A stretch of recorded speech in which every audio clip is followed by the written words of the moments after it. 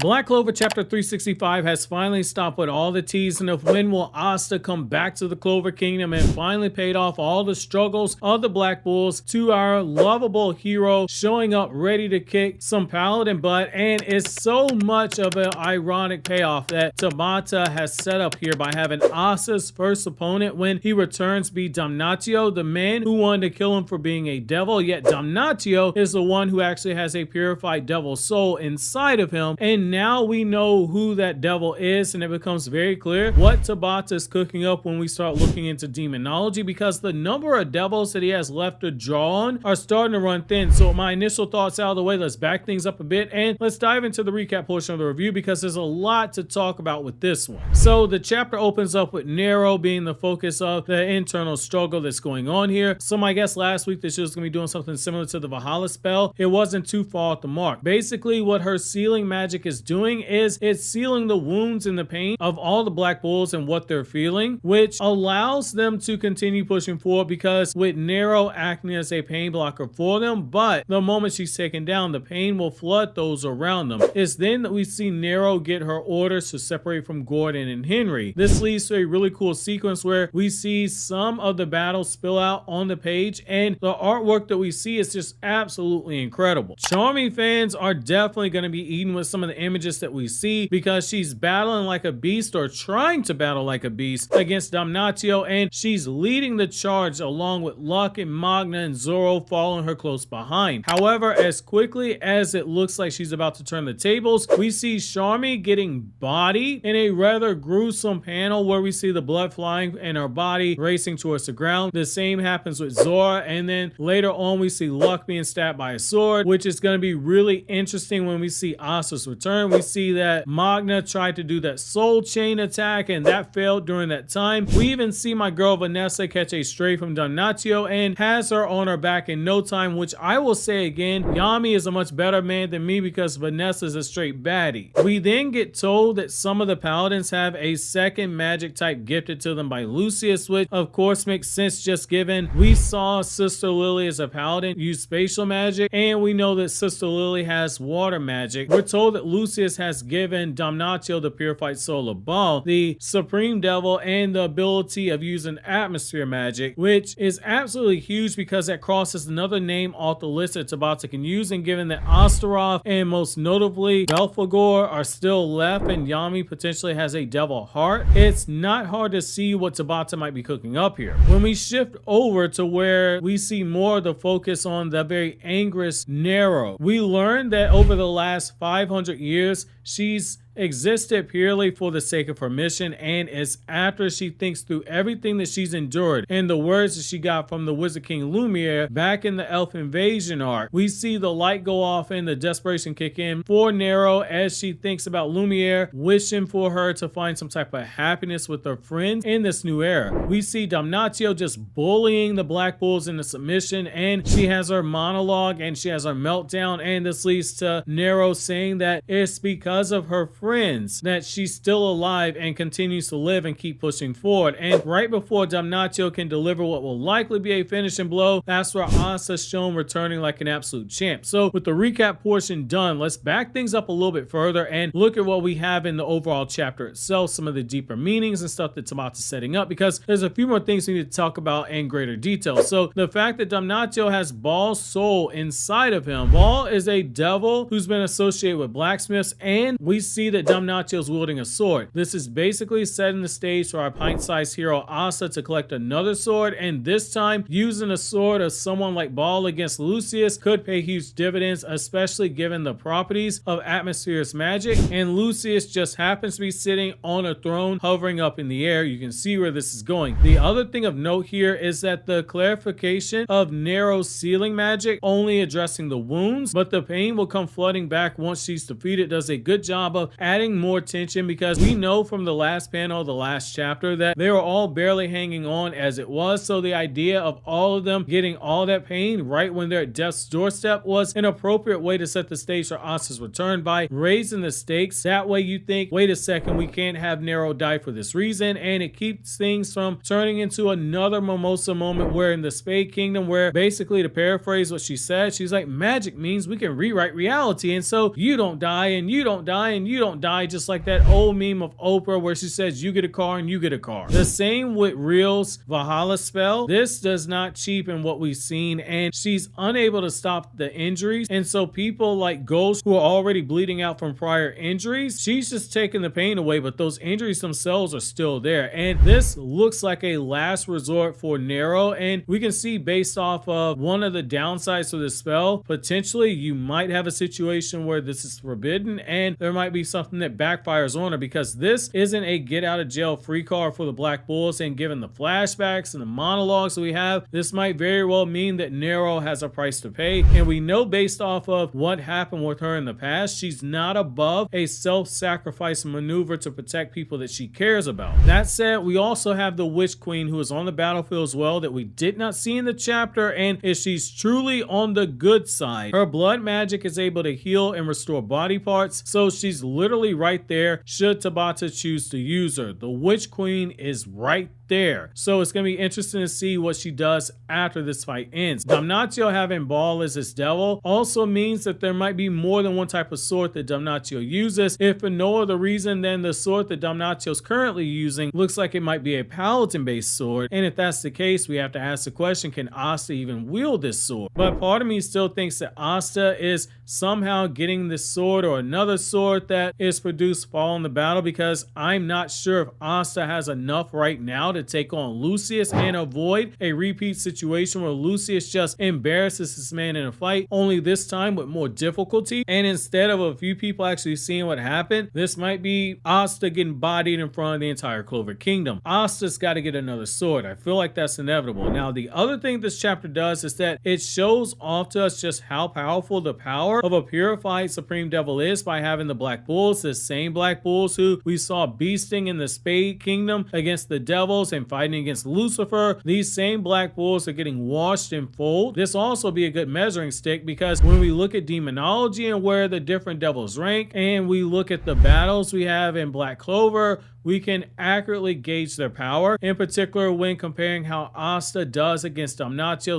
/ Ball versus how he did against Beelzebub / Sister Lily, and how he eventually does against Lucius. Now, the other thing we have to look at right now is we know that Ball is the devil that Damnatio has. So we have to circle back to Adrenaline, because him being gone for this long and Lucius looking unstoppable is an absolute red flag. Either we're going to learn he has his own motives and his own allegiance to another devil, or we might learn that there are more devils like Libe who don't even want to smoke with humans. Case in point, how during all the craziness we had during the elf invasion arc, we also learned that not all elves are evil and some elves actually care for humans. Either way, the idea of Adrenaline playing a role of Beelzebub and the Order of the Fly from demonology, and having Adrenaline try to stab Lucius in the back like how he did Lucifero, I don't think that we can discount this possibility either. Potentially even talking to Astaroth in the process, both of which have a connection to demonology, and we just so happen to not have either of them in the story right now. And that's going to bring me to my chapter question. Do you guys think that Asta is about to get a new sword by defeating Damnatio and taking the sword that Baal has? While you think that over, click here to watch these other Black Clover videos.